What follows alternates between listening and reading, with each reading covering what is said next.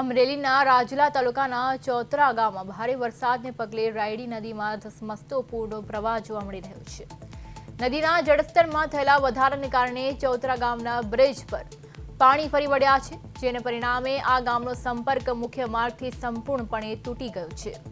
અવરજવરના રસ્તા બંધ થઈ જવાથી ગ્રામજનો મુશ્કેલીમાં મુકાયા છે।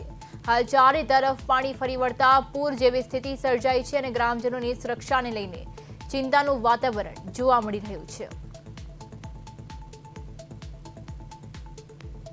જે રીતે ભારે વરસાદથી પૂર જેવી સ્થિતિ સર્જાઈ છે ત્યારે સુરક્ષાને લઈને ચિંતાનું વાતાવરણ છવાયું છે। અવરજવરના રસ્તા સંપૂર્ણપણે બંધ કરી દેવામાં આવ્યા છે। રાજુલા તાલુકાના ગામમાં આફત જેવો માહોલ આવ્યો છે, ત્યારે તંત્ર દ્વારા સાવચેતી રાખવા અપીલ કરવામાં આવી છે। અમરેલીની આ ઘટના છે, જેમાં ભારે વરસાદથી પૂર જેવી સ્થિતિ સર્જાઈ છે। અમરેલીમાં જેવી રીતે ભારે વરસાદ આવ્યો છે ત્યારે પૂર જેવી સ્થિતિ સર્જાઈ છે। આપ સ્ક્રીન પર દ્રશ્યો પણ જોઈ શકો છો કે કેવી રીતે અતિ ભારે વરસાદ વરસ્યો છે, જેથી કરીને પૂર જેવી સ્થિતિ સર્જાઈ છે।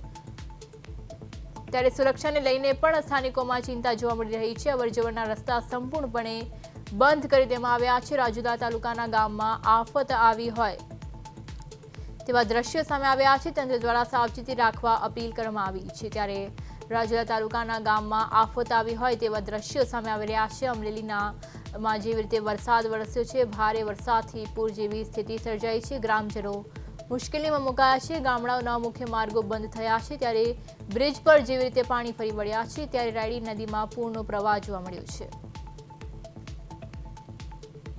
આ સાથે આપણે સંવાદદાતા પરેશ પરમાર જોડાઈ ગયા છે। જી પરેશ, જેવી રીતે અમરેલીમાં ભારે વરસાદથી પૂર જેવી સ્થિતિ સર્જાઈ છે, શું છે વિગત? બિલકુલ, જો વાત કરીએ તો અમરેલી જિલ્લાને જો કે ગત રાત્રિથી ચમરોડતો એ પ્રમાણેના દ્રશ્યો સામે આવ્યા છે। જો કે સૌથી વધારે રાજુલા અને ખાંભા આ મુશળધાર જે વરસાદ પડ્યો છે, જો કે રાજુલા તાલુકાના જે ચોતરા ગામ છે, આ ગામના બ્રિજ પરથી નદીના પાણી ફરી વળ્યા છે। જો કે ચોતરા ગામની જે રાયડી નદી છે, આ નદીમાં ધસમસતો પ્રવાહ પાણી જેવા દ્રશ્યો સામે આવ્યા છે। જો કે ચોતરા ગામ સંપર્ક વિહોણું અને અવરજવર માર્ગ બંધ અને ગ્રામજનો પણ મુશ્કેલીમાં મુકાય છે। જો કે આ બ્રિજ પર પાણી ફરી અને જે સંપર્ક ગામનો છે તે તૂટ્યો છે। હાલ અત્યારે અમરેલી જિલ્લાની અંદર છેલ્લા 24 કલાકથી જે વરસાદ વરસી રહ્યો છે, હાલમાં પણ વરસાદ યથાવત છે। અમરેલી જિલ્લાના જે ધારી તાલુકા છે, કે અમરેલી છે, કે ખાંભા છે, કે રાજુલા છે, તો કે અમરેલી જિલ્લાની અંદર આજે સાર્વત્રિક જે વરસાદ પડી રહ્યો છે, ક્યાંક રાજુલાના છે જે પ્રભાવિત પણ થયા છે।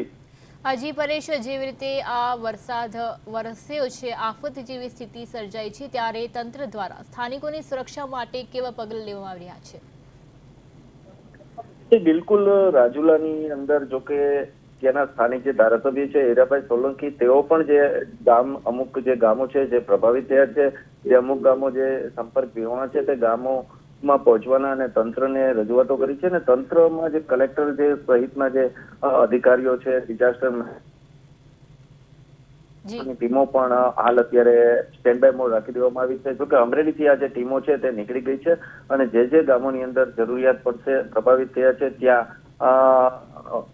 ડિઝાસ્ટર મેનેજમેન્ટની જે ટીમો છે એ ટીમો દ્વારા કામગીરીઓ કરવામાં આવશે।